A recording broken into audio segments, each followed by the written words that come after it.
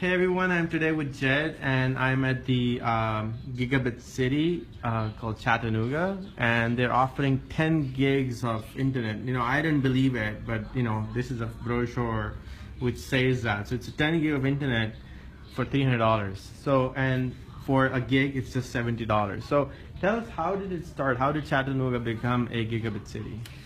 Well, some time ago, EPB, which is primarily the municipal electric utility for the city of Chattanooga, or I should say originally, decided that we wanted to get into smart grid applications. And we determined that the best way to do that was to have automation and communications throughout our system. Typically, electric systems are very manual. You actually have to send a truck out to make a lot of the repairs. With a smart grid, the hope was that you would have smart switches, which could be either automatically controlled with artificial intelligence or controlled, or I should say programming rather than artificial intelligence, but controlled with programming or the home office remotely. But in order to do that, you need to have a very, very fast network. And in this case, what EPB decided was we needed a fiber optic network. You can't get any faster than the speed of light.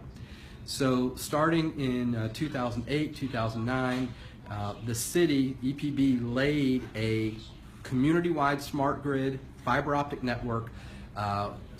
Every home and business has fiber to it, 600 square miles, so it's not just the city, but the entire county. It includes inner city, urban areas as well as suburban and even rural areas. There are trailer parks in our area that can get faster internet service than they can in Manhattan.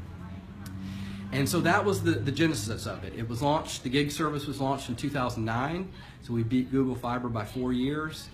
We matched their price with the $69.99 offer. We have over 6,000 people who currently have gig service. And we have about 50,000 fiber optic here. Actually, that's not true. We have about 80,000 fiber optic customers between our television, internet, and telephone services, as well as our our business services.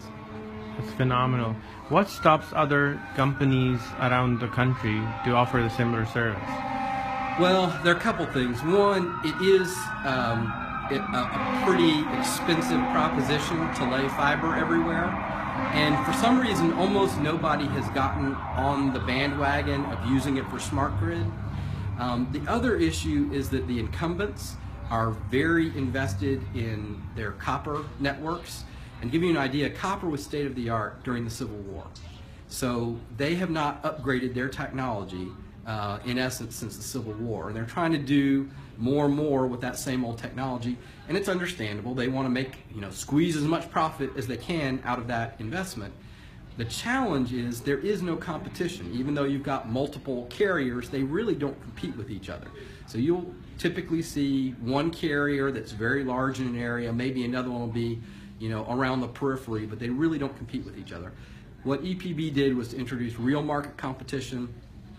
In this market, we've taken over half of the marketable households in just 6 years that we've been in business, and we've proved that it's a viable possibility.